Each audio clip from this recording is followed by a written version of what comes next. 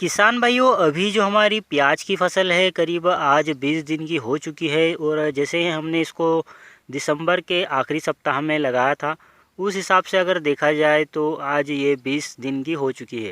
यानी अभी आज जनवरी की 18 तारीख है और आज करीब ये 20 दिन की हो चुकी है। तो किसान भाइयों, अभी 20 दिन की प्याज में हम पानी लगाने वाले हैं और पानी इसमें चल रहा है। तो पानी चलाने से पहले आपको इसमें खाद देने की आवश्यकता होगी। जैसा कि हमने आपको पहले वीडियो में बताया था, चौपाई वाले वीडियो में, कि आपको लगाने से पहले इसकी तैयारी कैसे करना है, उसमें खाद कौन कौन सी डालना है। तो उस वाले वीडियो में हमने आपको दिखाया था कि हमने इसमें एसएसपी सिंगल सुपर फास्फेट का उपयोग किया था, साथ ही जिंक और माइक्रोराइजा इसमें डाला हुआ था। तो जो किसान भाइयों ने पहली वीडियो नहीं देखी है वो चाहे तो आई बटन में जाकर उस वीडियो को देख सकते हैं, और बाकी किसान भाई यहाँ से कंटिन्यू इस वीडियो को देख सकते हैं। तो अभी इसमें पहले बार हमने जो खाद डाली थी, अब हम इसमें पोटास ले रहे हैं। पोटास के साथ ही हम इसमें यूरिया का उपयोग करेंगे, और यूरिया के साथ ही इसमें करीब 2 से 3 किलो ह्यूमिक एसिड उपयोग कर रहे हैं। और इसको अच्छे से छिड़क दिया है, और छिड़कने के बाद हम पानी चला रहे हैं। किसान भाइयों, खाद की मात्रा की अगर हम बात करें तो 1 एकड़ के लिए हमें करीब इसमें एक बैग 40 से 45 किलो के लगभग यूरिया लगेगा। उसी के साथ ही इसमें आप 30 से 40 किलो पोटास का भी उपयोग कर सकते हैं, और हो सके तो आप लाल वाली पोटास लें। और उसके साथ आप 2 किलो के लगभग ह्यूमिक एसिड डाल सकते हैं, 2 से 3 किलो। तो आपको इन खाद को अच्छे से मिला लेना है और पानी देने से पहले छिड़क देना है। और ऐसा नहीं करना है कि आपने आज खाद छिड़क दी और पानी 2 दिन बाद दे रहे हैं। बिल्कुल जब पानी चलाए तभी आप उसके आगे आगे खाद छिड़कते जाएं। क्योंकि क्या होता है कि हम ऐसा खाद डाल देते हैं और 1-2 दिन बाद अगर पानी लगाते हैं तो जो यूरिया होता है वो लगभग 10% वेस्ट चला जाता है।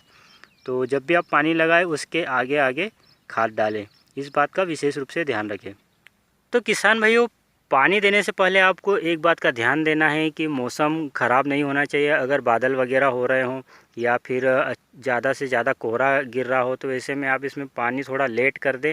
क्योंकि आप देख सकते हैं कि हमारी जो प्याज है इसकी पत्तियां कुछ इस तरीके से जल चुकी है और पीली पड़कर इस तरीके से जल गई है।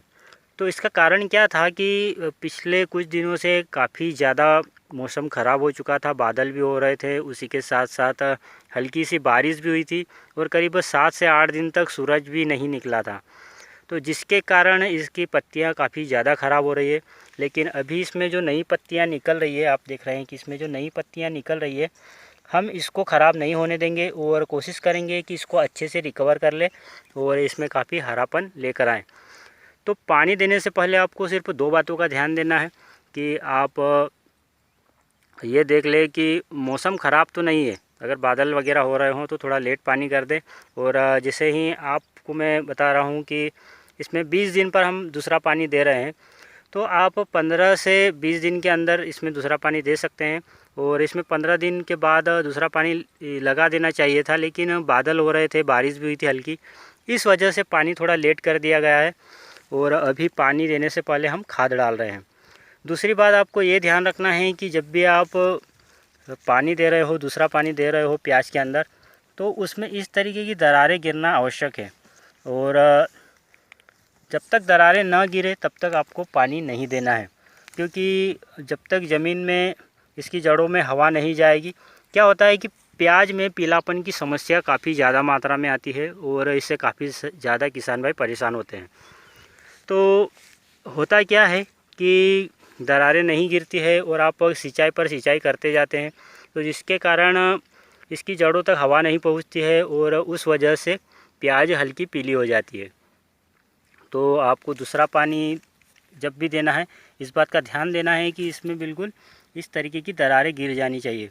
और हो सके तो हर पानी देने से पहले आप थोड़ी दरारें उसमें गिरने दें, उसके बाद ही पानी चला दें। अब जैसे ही हम इसमें पानी चलाएंगे, पानी चलाने के बाद हम इसमें एक खपतवार नाशक दवाई का उपयोग करेंगे। जैसा कि आप देख रहे हैं कि हमारी प्याज में अभी खपतवार काफ़ी ज़्यादा मात्रा में हो चुकी है, काफ़ी बड़ी बड़ी हो चुकी है। कारण ये था कि पानी थोड़ा लेट हो गया, उस वजह से खपतवार थोड़ी बड़ी हो चुकी है।